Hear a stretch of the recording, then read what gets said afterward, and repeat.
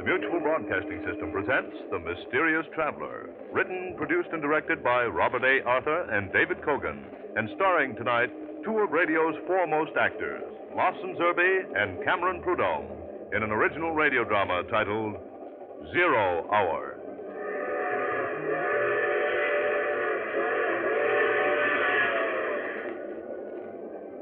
This is the Mysterious Traveler, inviting you to join me on another journey into the realm of the strange and the terrifying. I hope you will enjoy the trip, that it will thrill you a little and chill you a little. So settle back, get a good grip on your nerves, and be comfortable, if you can, as you hear the story I call 0 Hour.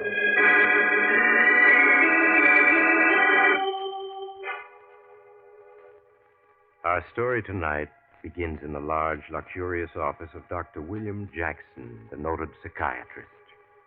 Dr. Jackson, a tall, intelligent-looking man in his late 50s, is seated in a chair beside a fireplace reading a patient's case history. As he reads, the door to his office is quietly opened, and Keith Roberts, a slender, nervous man of 35, peers into the room. Pardon me, Doctor. Oh, it's you, Mr. Roberts. Come in. Thank you. Is there anything I can do for you? Doctor, I just couldn't stay in my room. I must talk to you. I simply must. Well, now, won't tomorrow do? No. It'll be too late then. It's got to be tonight. I see. Well, here, take this chair by the fireplace. Thank you. Doctor, I know you're my final hope. That if you don't find me sane, they'll put me away. This is my last chance. I must make you see that my story is true. Are you sure it can't wait till tomorrow? No. Every minute counts. Even now, time is running out. You sound as though an overwhelming disaster were about to happen. Yes, Doctor. That's just it. A disaster such as the world has never known is about to happen. It will affect every human being on Earth. Suppose you start from the beginning and tell me everything. From the beginning? Yes. Well, I suppose it all began that day 6 months ago in Philip Cromwell's office. Cromwell is the fellow who publishes my books. I'm a writer, you know. Yes, I know. Well, Cromwell told me that he had acquired the literary rights to the life of the world-famous scientist, Professor Dana Friedberg. And I was the man who would write the professor's biography. I think that day, Doctor, was the happiest in my life. I was to have the opportunity to talk to Professor Dana Friedberg every day and grow to know him intimately. He was a scientist and humanitarian who I, like countless thousands, had admired and respected for years. Well, it was with a certain feeling of excitement that I arrived at Ardmore, Pennsylvania, where the professor lived and taught. I registered at the inn and then phoned the professor's secretary for an appointment. Professor Friedberg lived in a small cottage, and as his housekeeper led me to his study, I could see the house was plainly furnished. The study itself was overflowing with books. They were everywhere. And there amidst the books sat the professor himself. White-haired, small, puffing on a pipe. Come in, Mr. Roberts. Come in. Thank you, Professor. Here, let me remove the books from this chair so you can sit down. So, you are the young man who is going to write my biography? Yes, sir. I want this book to do justice to your life, Professor. To make people realize what you've contributed to humanity. Well, I might have contributed a great deal more if people only understood men of science. How do you mean, sir? Scientists work and think in terms of the future. Scientific research has always been handicapped by men who had no faith in the visions of science. Well, don't you think, Professor, science has achieved so many miracles that people aren't as skeptical as they once were? I wish I could agree. But believe me, Mr. Roberts, if I were to advance the theory that there is a civilization on Mars, many people would say that old Professor Friedberg is in his dotage. Yes, I suppose you're right. You speak of a civilization on Mars. Do you have any theories on that, Professor? No, none at all, my friend. But it is quite possible there is a civilization on Mars, one even more highly developed than our own. Well, I find the idea quite intriguing. We scientists here on Earth are planning atomic-powered ships. Ships that will be able to fly to other planets. Who knows, perhaps Mars or some other planet is far in advance of us scientifically. Perhaps we will wake up one morning to find that we have visitors from another planet. Strange, isn't it? When we think of such things, it's always we who will fly to another planet. It never occurs to us that another planet may reach us first. Exactly. And yet, who knows? At this very moment, a rocket ship or some other type may be on its way to Earth. Yes, my friend, things may be happening on other planets that we here on Earth cannot even comprehend. Yes, I have learned one important fact in this long life of mine. Anything is possible.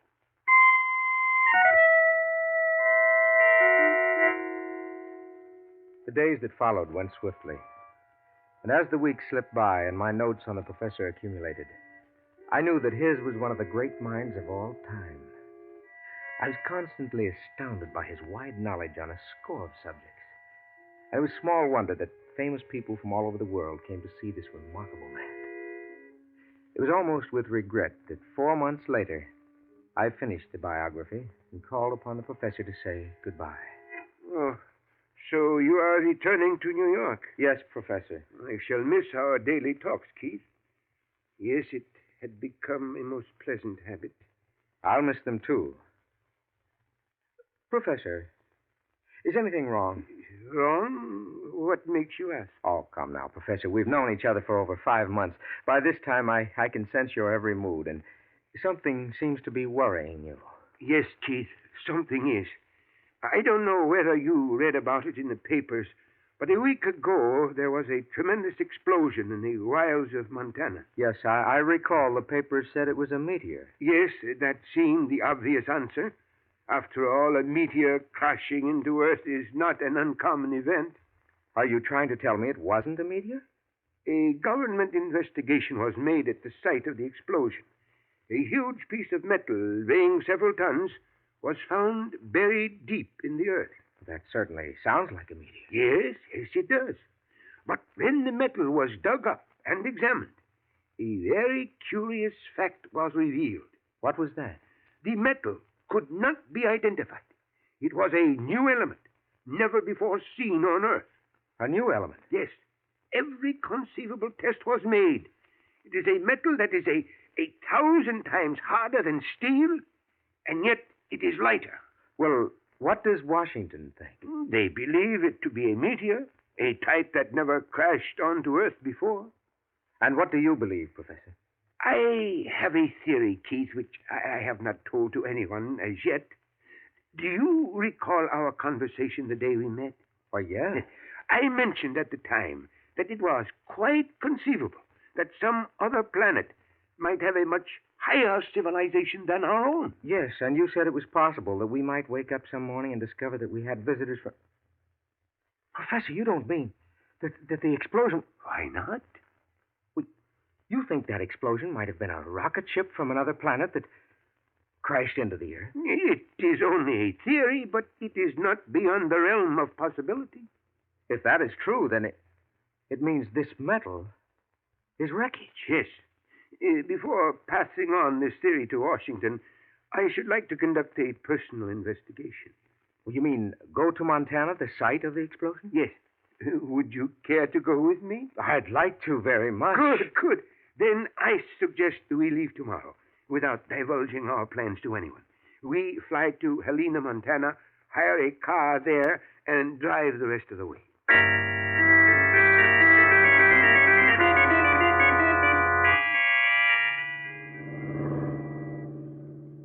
How much further do you think it is, Professor? It should be just beyond that hill ahead. Now, this certainly is desolate country. You can hardly call this a road. Yes. That large ranch house we passed 20 miles back is the nearest dwelling to where the explosion occurred. Well, we're coming to the top of the hill.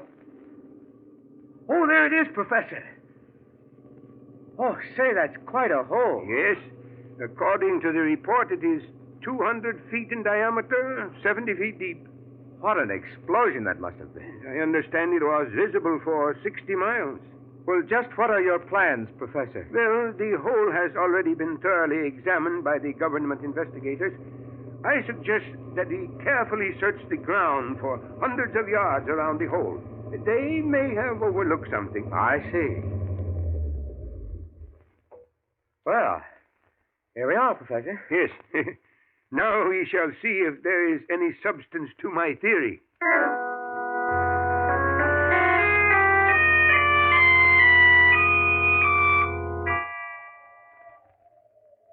Professor, Yes? found anything yet? No. Oh, we've been searching for almost 2 days now.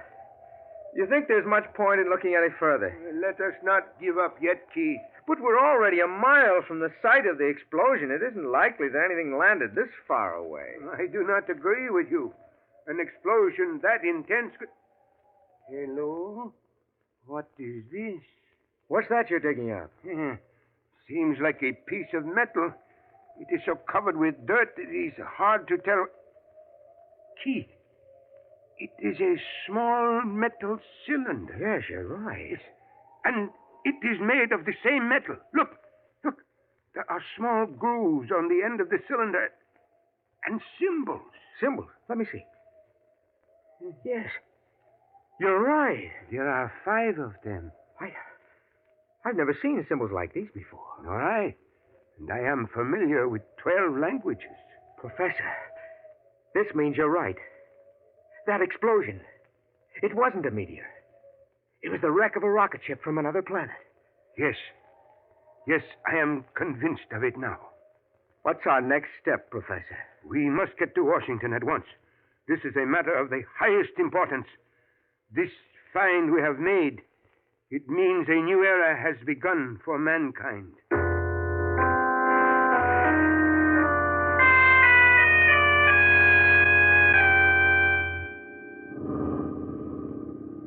Keith, perhaps you had better stop at that ranch house up ahead. Why, Professor? I will use their telephone and call Washington.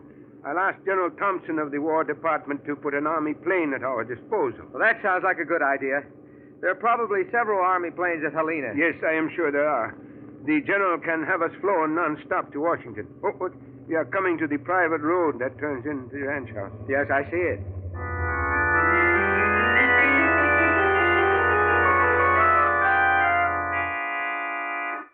How do you do, gentlemen? My name is Jason DeCoven. I'm owner of this ranch.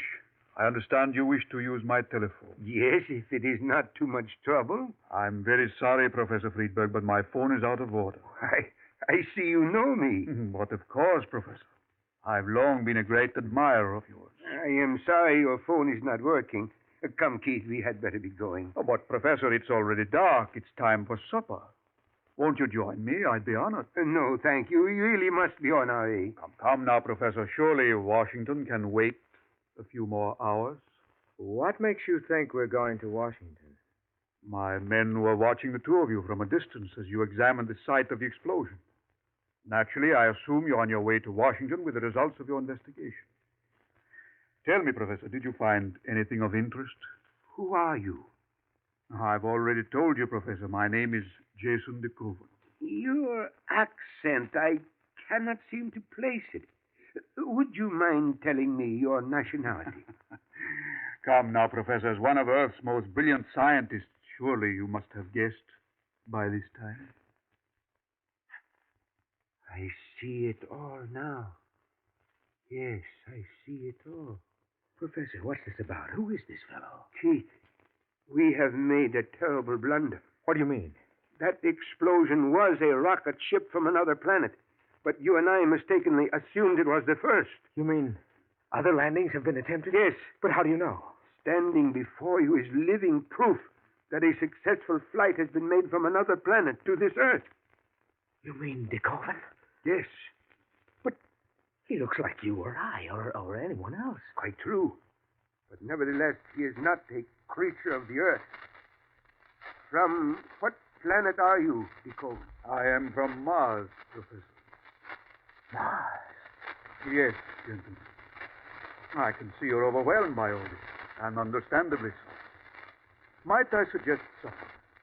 And after we've had supper, I shall be glad to answer any questions you may wish to ask.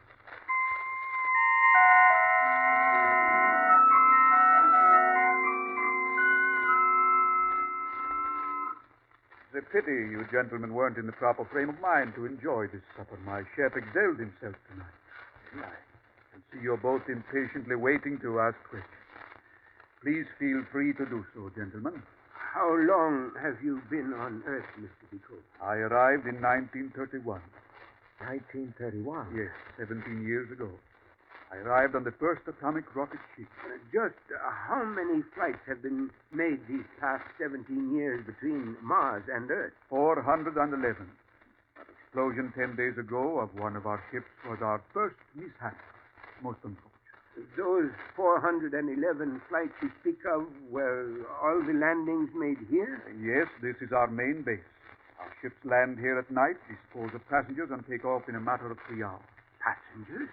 Well, just how many men from Mars are there on Earth at this moment? A little over 40,000.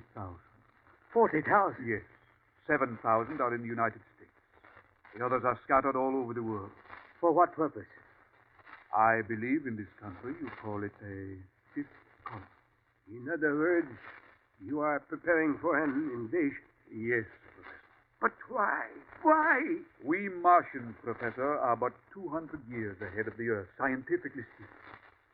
The Council of Mars believes that if we don't conquer Earth now, someday Earth will conquer us. It is what you might term a preventive war. You're actually going to invade us? Yes, Mr. Roberts.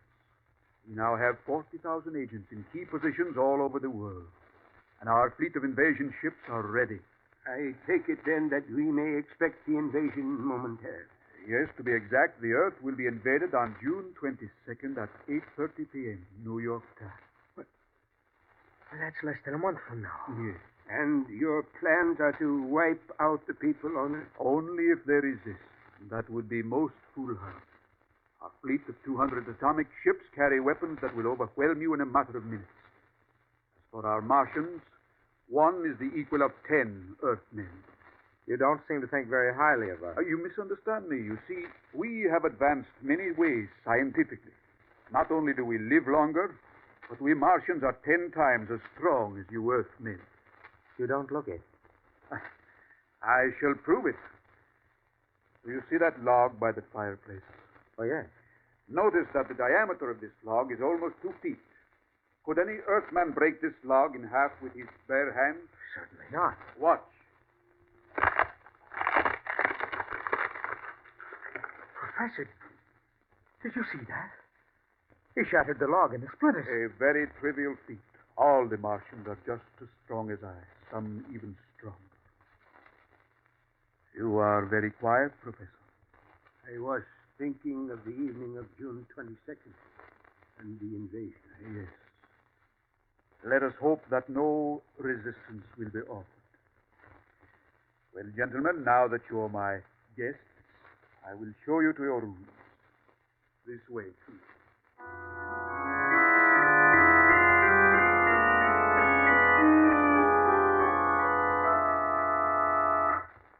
Professor, what are we going to do? Speak softly, Keith. Your room may have a dictaphone. Yes, you're right. Somehow we must warn Washington of the forthcoming invasion. There is little that can be done to stop the Martians, but we must prepare. Escape from here is impossible. Look out the window, Professor. That wire fence is charged with electricity. The grounds are all lit up by those floodlights, and there are guards everywhere. Yes, this ranch is like a fortress. And yet we must escape, warn Washington. I'm afraid it's hopeless, Professor. Perhaps not. Oh? What do you mean? Keith, this ranch has its own power plant to generate electricity. Now, if I were to short-circuit the system, you might be able to escape in the darkness and confusion. Yes, maybe I could. Look, it is a 12-foot jump from the window to the ground. And then to the garage, it is 20 yards. Now, if you are fortunate, you will be able to start the car before anyone can stop you. But, Professor, there's the gate. How will I get out? It is 200 yards from the garage to the fence. If you get up enough speed, you ought to be able to crash through the gate. Yes, you're right. But what about you, Professor? I don't want to leave you here. Well, it cannot be helped, Keith. I am a little too old for running. You will have to make it alone. All right, Professor. But the moment I reach the village, I'll notify the sheriff. No, Keith, you must not do that. You heard what D. Coven said. He has Martian agents scattered all over the country. The sheriff may be one of them. Yes. Yes, I hadn't thought of that. Once you escape, the Coven will leave no stone unturned to recapture you. You must get to Washington before he can stop you. Who am I to see in Washington? General Wadsworth, head of scientific research. Tell him exactly what happened and the date for the invasion. All right, Professor. Stand by the window while I create a short circuit. There is a socket in the wall over here. Ah, yes. This will do. Now, the minute the lights go out, jump, Keith, and keep running. Yes, Professor. Good luck. Thank you, sir. There go the lights. Jump, Keith. I jumped out of the window before the words were out of the professor's mouth. The moment I hit the ground, I started running. In a matter of seconds, I reached the garage and climbed into my car. Fortunately, there were no guards nearby. I started the motor, stepped on the gas, and the car roared out of the garage. The car was doing 60 miles an hour as it crashed through the front gate and onto the main highway. Shots rang out as I crouched low in the driver's seat. A half hour later, I reached a small town and succeeded in hiring a pilot and a private plane. As we took off, a car came racing across the airfield, trying unsuccessfully to prevent the takeoff. 15 hours later, I was in Washington, telling my story to General Wadsworth. And you say, Mr. Roberts, you escaped from the ranch in Montana last night. Yes, General, and Professor Friedberg is still there, a prisoner of this Martian agent DeKoven. We must rescue him, General, we must. Now, please don't excite yourself, Mr. Roberts. I've sent for a doctor, and he'll be here any minute. He'll give you something to calm your nerves. A doctor? You mean you don't believe me? You think I imagined everything? You've probably been working too hard, and as a result... But I tell you, it's the truth, every word of it. The professor is a prisoner of this Martian agent DeKoven. Why won't you believe me? Here's today's newspaper. If you look at this story on the front page, you'll note that Professor Friedberg is dead. Dead? Yes. He was found dead in his bed at Ardmore, Pennsylvania this morning. And furthermore, a medical examination revealed he's been dead 48 hours. Heart attack. That's impossible. The professor was with me last night in Montana. Just 16 hours ago. Please, Mr. Roberts, get hold of yourself. It's all here in the paper, just as I've told you. Well, wait a minute. Now I'm beginning to see what happened. Please, Mr. Roberts. DeKoven murdered the professor with a drug. A drug that made it appear as if he died of a heart attack. Yes, that must be it. But you said you'd seen the professor only 16 hours ago. Yet the medical examiner said he'd been dead 48 hours. DeKoven's behind that. Somehow DeKoven has made it appear that the professor has been dead 48 hours to discredit my story. And after he murdered the professor, he had the body flown to the professor's home. Don't you see, General? DeKoven wants you to think I'm insane to prevent you from believing my story. Now, you must listen to me. The Martian invasion is scheduled for June 20... There you are at last, Doctor. I am afraid Mr. Roberts here is very badly in need of your services. See what you can do, won't you, Doctor?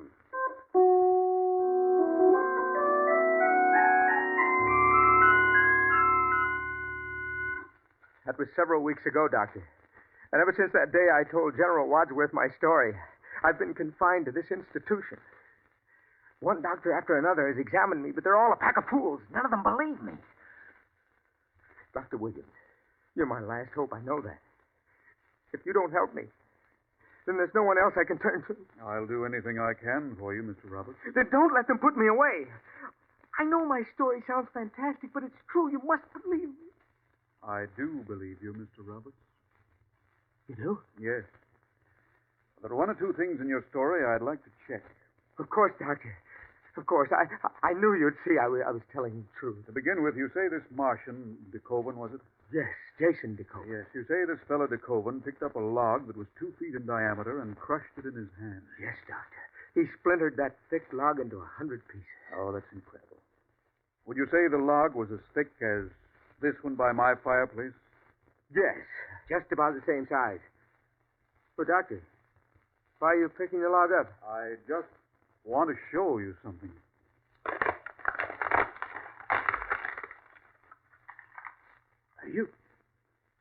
You splintered the log into small pieces, just as DeKoven did.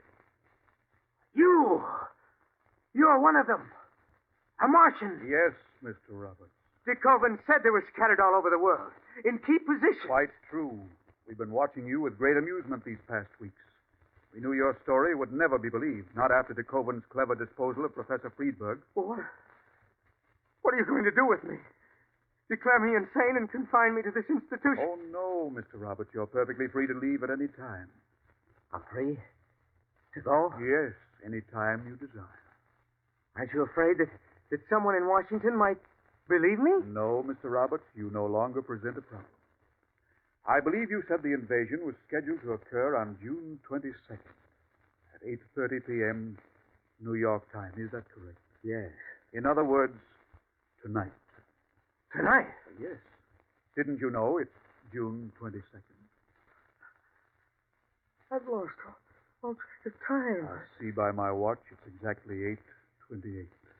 According to your story, the invasion should start in just 2 minutes. Yes. I'll open a window so we can see the skies. Yes. There's the Martian invasion fleet coming into the stratosphere. Mr. Roberts, I do believe your story. It is now 0 hour. The invasion has begun.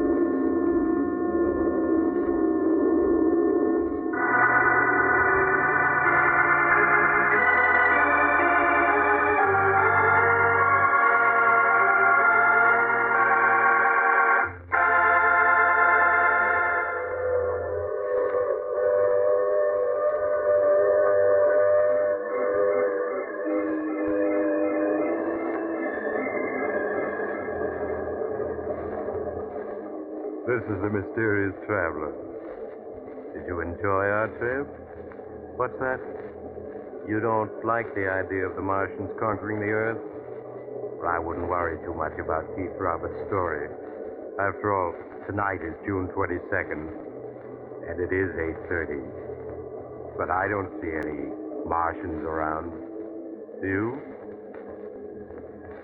I'm afraid poor Mr. Roberts imagined the story he told Dr. Williams, and when Dr. Williams told him it was a delusion, Roberts felt he was being persecuted and accused Dr. Williams of being a Martian agent.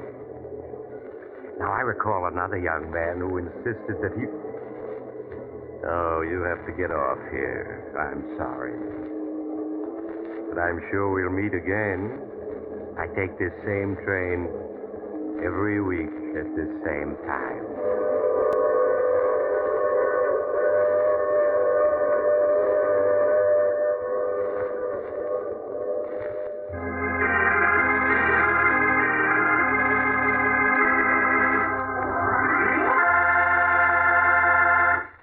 You have just heard The Mysterious Traveler, a series of dramas of the strange and terrified. All characters in tonight's story were fictitious, and any resemblance to the names of actual persons was purely coincidental. In tonight's cast were Maurice Tarplin, Lawson Zerbe, Cameron Prudhomme, and Bill Smith. Original music was played by Paul Taubman. Sound was by George Cooney, broadcast engineer Al King. Mysterious Traveler is written, produced, and directed by Bob Arthur and David Kogan.